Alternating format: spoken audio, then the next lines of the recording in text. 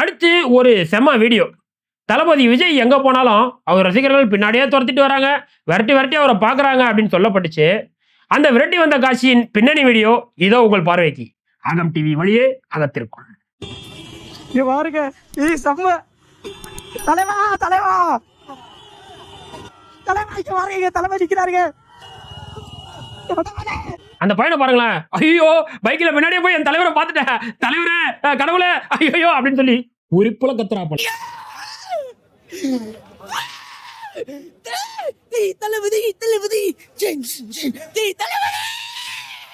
ஐயோ தலைவர் நிக்கிறாரு, ஐயோ பாருங்களேன், கடவுள் நிக்கிறாரு பாருங்களேன், தலைவரே கடவுளே அப்படின்னு சொல்லி கத்திட்டே போகும்போது வழியில டிராபிக் போலீஸ் வந்துட்டாங்க. தலைவா இங்க பாருங்க, தலைவா நிக்கிறாருங்க.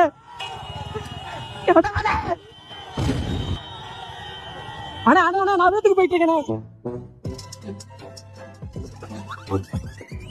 இவ்வளவு நேரம் தலைவரே கடவுளே நாளைய முதல்வரே வருங்கால பிரதமரேன்னு கத்திட்டு பின்னாடியே போனாங்க.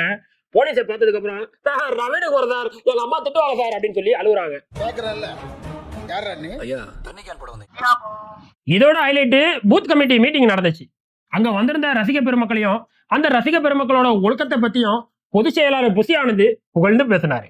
உங்களுடைய ஒழுக்கம் என்ன என்பது தலைவருக்கு தெரியும். இது நீங்க கடைசி வரைக்கும் கடைபிடிக்கணும்ன்றத நான் கேட்டுக்கொள்கிறேன். உங்க ஒழுக்கம் என்னவென்று எனக்கு தெரியும்.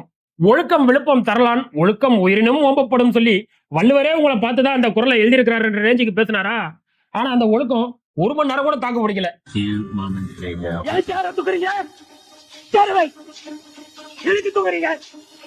என்ன காரணம்? இப்பதானே சொன்னேன், வடிவேல் சொல்ற மாதிரி சின்ன புள்ளத்தனமாவில இருக்கு பாருங்கப்பா. ஒரு பூத் கமிட்டி மீட்டிங்னா அந்த கட்சியோட கொள்கை திட்டங்களை தெளிவுபடுத்தி அந்த புரிதலோட போய் பூத்துல வேலை பார்ப்பாங்க. இவங்க தான் கள ஊழியர்கள். அந்த கள ஊழியர்களே இந்த நிலைமைக்கு இருந்தா நாளைக்கு கட்சியோட எதிர்காலம் என்ன ஆகுறது? அதனாலதான் இன்னைக்கு எல்லாரும் கலாய்க்கிற அளவுக்கு வந்து நிக்கிறீங்க. பொதுச் செயலாளர் மேடைக்கு வந்து